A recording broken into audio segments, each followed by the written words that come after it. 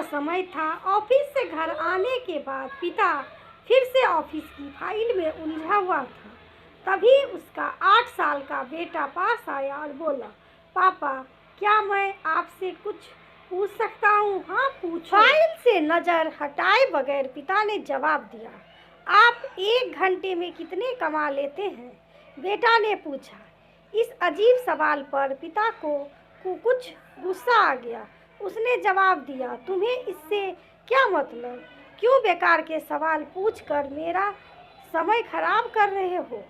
देखते नहीं मैं काम में बिजी हूँ। पापा मैं बस जानना चाहता हूँ, प्लीज़ बताइए ना, आप 1 घंटे में कितना कमा लेते हैं? बेटा जिद करने लगा। 500 रुपये, पिता ने जवाब दिया और काम में लग गया। ओहो, बेटा सिर झुकाकर कुछ सोचने लगा, फिर सिर उठाकर बोला, पापा आप मुझे 300 रुपये उधार दे सकते हैं? यह सुनना था कि पिता का गुस्सा बढ़ गया। वह बेटे को झिझकते हुए बोला, अच्छा तो तुम इसलिए मुझसे मेरी सैलरी पूछ रहे थे?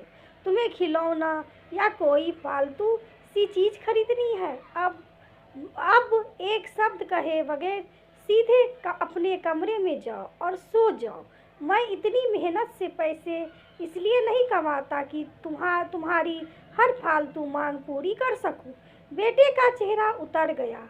भारी कदमों से वह वहां से चला गया। पिता कुछ देर तक तो बेटे की बात पर नाराज रहा, फिर काम में लग गया। काम खत्म होने तक उसकी नाराजगी भी खत्म हो चुकी थी। अब उसे बेटे के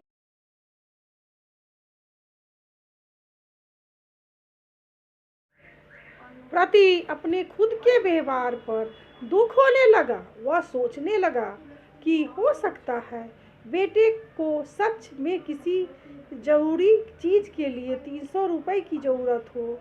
वे वैसे भी हर समय पैसे नहीं मांगता। वह बेटे के कमरे में गया, देखा बेटा बिस्तर पर लेटा हुआ था। उसने पूछा, सो गए क्या? बेटा तुरंत उठकर बैठ गया और बोला, नहीं पापा मैं जाग रहा हूँ।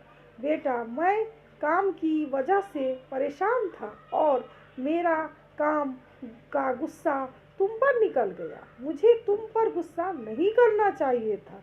ये लो 300 रुपये जो उस समय तुम मुझसे मांग रहे थे। पिता ने बेटे के पास बैठते हुए बोला, थैंक यू पापा। बेटा चहक उठा। 300 रुपये एक तरफ रख उसने अपनी तकिया के नीचे दबे हुए नोट निकाले और उन्हें गिनने लगा।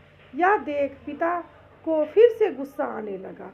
वे गुस्से में बोला, जब तुम्हारे पास पहले से ही पैसे थे तो तुम और पैसे क्यों मांग रहे थे?